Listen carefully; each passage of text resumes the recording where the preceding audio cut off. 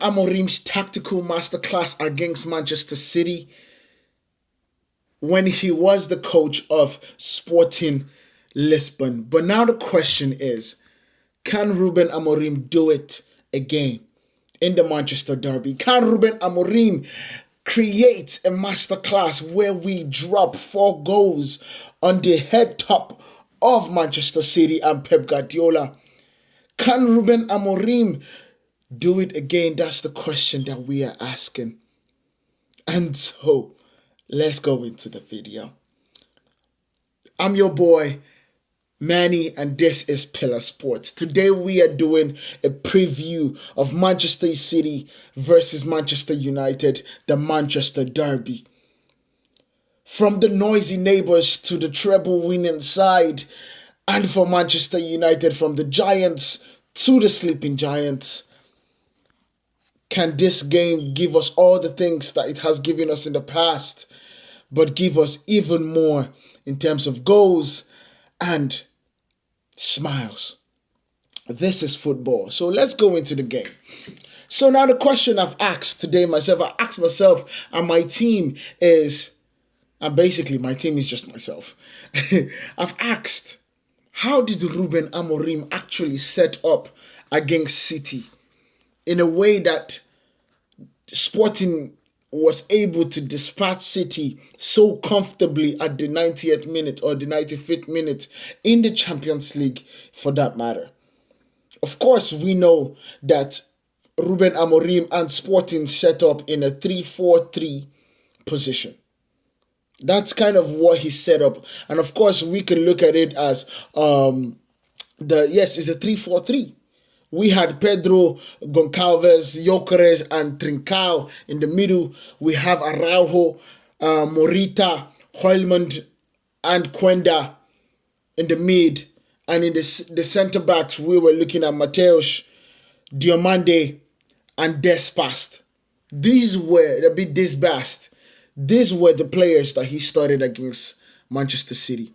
And they showed out in big time. Of course, the first goal, Manchester City scoring first, was disheartening because the way that they dispossessed Morita, and that was Phil Foden, if I'm not mistaken, that was just amazing.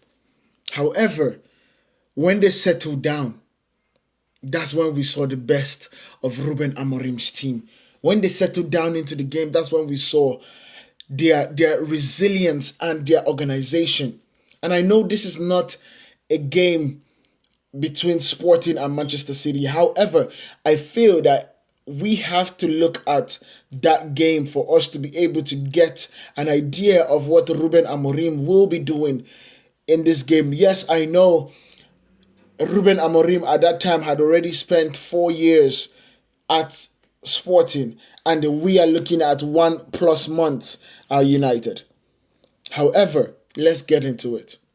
The first chance that Sporting got, they were sitting in a low block. This was a low block of 6 defenders, or 6 in the back line and 4 in the front. So it was a 2 low block setting.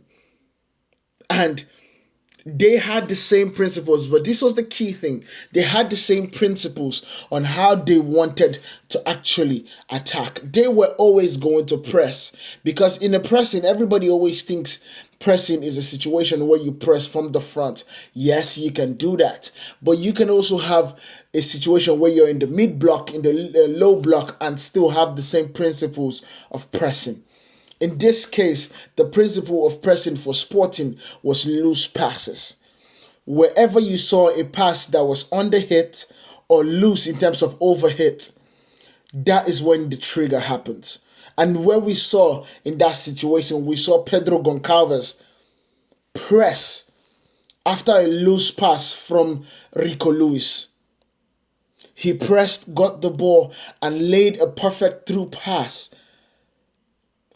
to Gyökeres that automatically read his trigger when it came to Pedro Goncalves pressing, and started pressing also. And so he was already on the front foot. He got the true pass, and of course, Gyökeres is good enough and fast enough and strong enough to hold the ball and gets a one-on-one against Edison, but tries to chip him, and that did not work. But of course, at that particular time, we saw what Sporting were setting for Manchester City. Sporting have always been a team that have the ability to dominate possession, but still have the ability to literally hurt you when it comes to transitional attack. When it comes to transitional attack and actually counter attack, let me stop using any fancy word. Counter attack, they can still punish you. And that is what this first chance basically gave to me. I was like, ooh, that could work. Because what we know as United fans in the past 10 years is the way Ole Gunnar Solskjaer defeated Manchester City. The counter-attack, the low block, and the counter-attack absolutely hurt Manchester City. Same thing with Jose Mourinho. So in my question is like, okay, what can we do in this? How can we look at the Sporting game and actually translate it into Manchester United versus City? And that's what we're doing today. Of course, City at that point was 1-0 up. But the goal that Sporting scored is where I need Rasmus Højlund to watch the game. He needs to watch that game to see the positioning of Gyökeres. Because Sporting's first goal came from Gyökeres' positioning and his ability to sit in between the back shoulders of Akanji and the front of Pusey. Yes, I know, don't make the joke. Of course, I know that the name sounds weird, but that's his last name. Pusey. He had the ability to sit right in the middle of that, occupy two defenders. But he also knew, and all his players and all his teammates also knew how pacey he is. And the ball came to Quenda. Quenda cutting it into the midfield in that kind of middle part of the row. And seeing that Gyökeres was in the perfect place. Plays the through pass just heavy enough and in a way that Gyökeres can meet the ball in stride. Gyökeres takes 3 touches and then he dinks the goalkeeper. See, listen, we have all this in Manchester.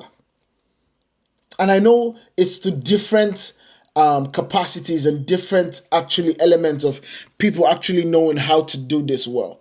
But we have Rasmus Højlund that has already shown us that when it comes to powerful runs and when it comes to runs that he's able to take on the ball, heading to the goalkeeper and still have the composure to dink the goalkeeper. We have seen Rasmus Højlund do that last season. We have seen him do it against Arsenal in the preseason. So we know that he can do it again.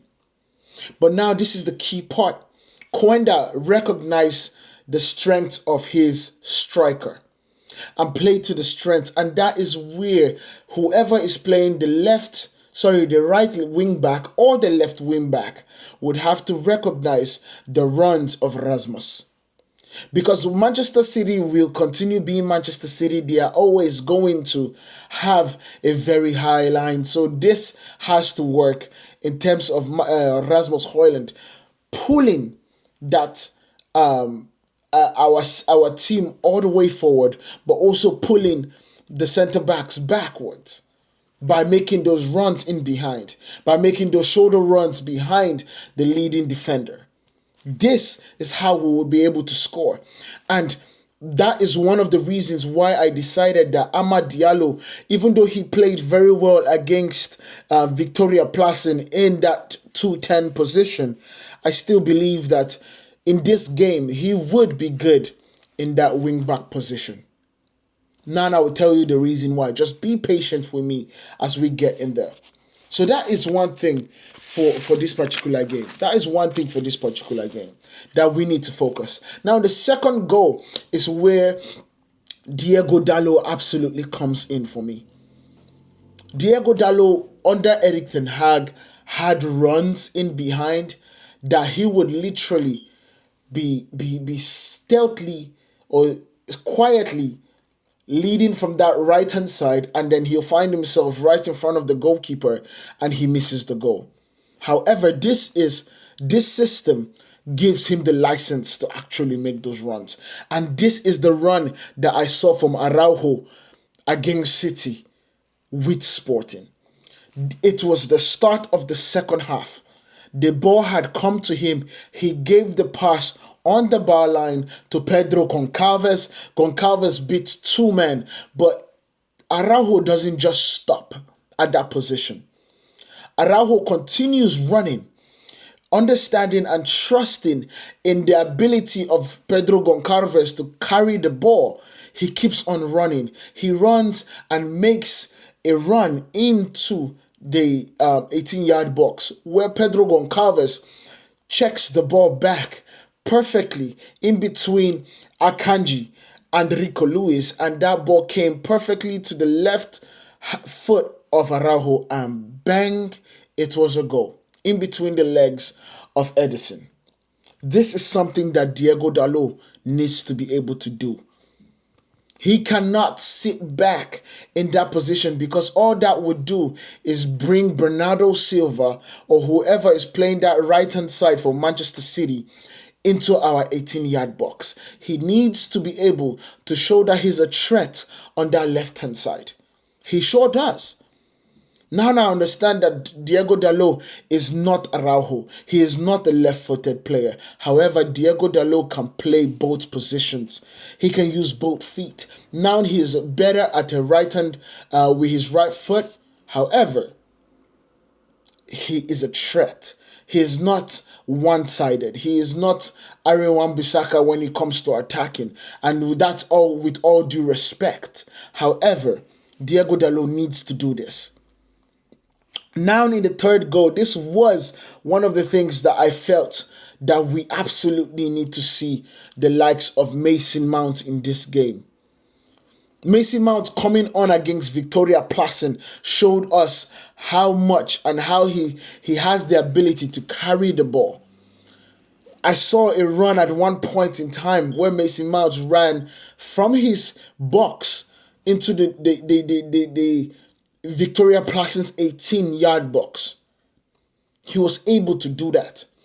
And that is what caused Manchester City a lot of problems, because in Sporting, against Sporting, they had Pedro Goncalves that has already done it for the second goal, but also had Trincao on the other side of the pitch that was just about to do the same thing against Manchester City. And I think it was Akanji or something. Or it was Gvardiol. Yes, Gvardiol, I believe. Trincao took the ball from the mid part of the pitch, the center of the pitch, took the ball and started running with it. He broke the lines and broke the system. He literally bursted City's system into pieces with that run, getting into the yard and getting tripped up for Gyökeres to convert into 3-1. These are examples of what Manchester United need to do in this game. We also need to, of course, this is my key part of this situation. If we are coming into this game, for us to actually win this game, for Manchester United to win this game, we need to start using what works for us.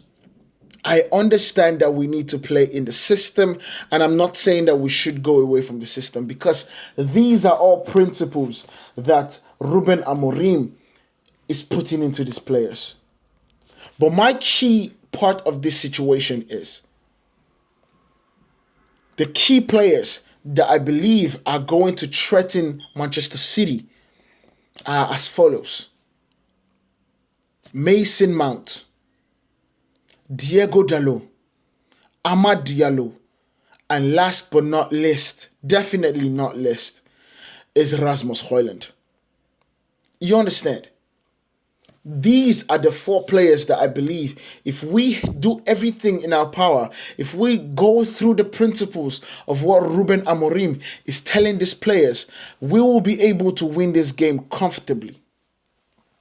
And I know saying comfortably when you're talking about Manchester City can sound sacrilegious. It can sound hideous.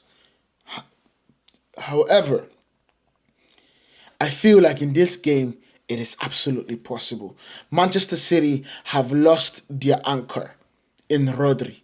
That midfield is honestly as empty as the middle of a donut or a bagel.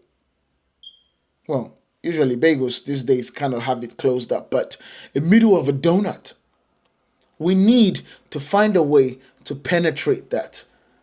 Moreover, we need the 3 points. We sure do. And these are the plays, these are the principles that I believe we need to do to actually win it. Now, talking about the starting 11, I think it's quite important who the personnel is to start this game. And I know that Ruben Amorim is making rotations. However, this is the key part that I believe in this game, just because of our past records in the Manchester Derby, plus also our current record against Premier League sides. I think this game, he needs to start this game the way he ended the game against Victoria Plassen. Now, what do I mean? My starting 11 is going to be Andre Onana, De Ligt in the middle, Martinez on the left, Mazarawi on the right. And I know you can say, why are you taking Euro out? I just believe Euro is not ready to start against Manchester City. In the wing-back positions, I am going with Diego Dalot on the left and Amad Diallo on the right, with the idea and the instructions that I need them to stretch the play.